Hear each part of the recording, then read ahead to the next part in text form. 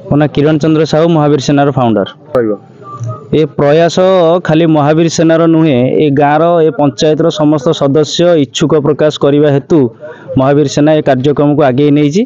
आउ यहाँ हूँ जगह ना हूँ ऐतिहासिक पांडव घाट। आप शुणु, ऐतिहासिक पांडव घाट आम कहीं देनु, से सब आगुरी ये जिनस ऐतिहासिक पांडव घाट पुराण रू चली। तेणुक ये जो पांडव घाट जो बोईत बंधाण होता किसी कुचक्रांति लोक अच्छा यहाँ बंद करके अलग जगार करुँच।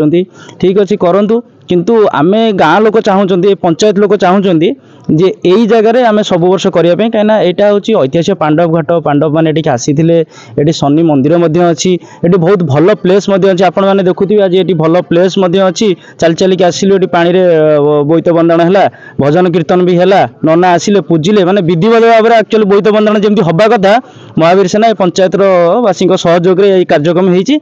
आगू ये कार्यक्रम आहरी भल भाव में हम आउ विभिन्न सांस्कृतिक कार्यक्रम हम, प्रवचन हम, भागवत सप्ताह गीता सप्ताह हम, ये सब कार्यक्रम आगू सब हबार अच्छे। मु वैष्णव चरण गाया ये ब्राह्मण खंडवासी। एठी आमर यही पांडव घाट हूँ गोटे पौराणिक स्थान, ऐतिहासिक स्थान।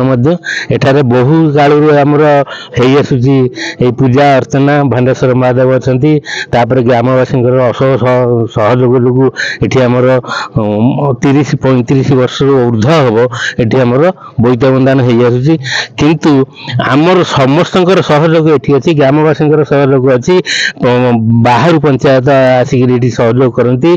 आई वर्षे 2 वर्ष है आमर कौन कारण ये बंद कर दिया, किंतु होता अल्प होता। ए वर्ष ठार आम चेष्टा करूँ बहुत। शनिश्चर घाटर यहाँ कराई आउे ना तो पांडव घाट आपण मैंने जापारे ये पांडव मैंने बाट देखिए जाऊे ये सहवस्थान करते जगार। ये ब्राह्मण खंडर बहुत बड़ ना अच्छी। आई जगह आमर सब वर्ष परी ए वर्ष ये बोईत बंधाण आहरी बहुत भल भाव आठू बहुत भल भाव में पालन कराइला। आगुरी मंत्री एमएलए एमपी ये आसती, किंतु ये वर्षे 2 वर्ष है असहयोग टे छिंड हो जापर पुणी ये मंत्री एमएलए आउ एमपी आसवाई आम प्रयास करुचु। आज्ञा मु क्षीरचंद्र महापात्र, महावीर सेनार जन सदस्य। ये प्रकृत कथा कह गले ये हूँ आमर गोटे पौराणिक स्थान जहाँकि ये किसी बोईत बंधाण चालू रोला। किछि दिन है कौन कारण सब बंद होता। आपको महावीर सेनार सदस्य मैंने मिसिक एक आरंभ करा आमर शनिश्चर पूजा कमिटीर शनिश्चर कमिटी को मु अशेष अशेष धन्यवाद देवी, जहाँकि से सहयोग कर लोक उपस्थित रही मुझे बहुत बहुत धन्यवाद देवी।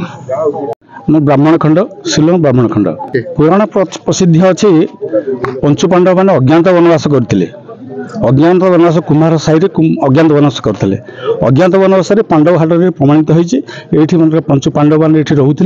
भीम भीम अर्जुन नकुल सहदेव आउ युधिष्ठिर ये शिव को पूजा कर। भांडेश्वर महादेव भी अच्छी प्रमाणित अच्छी।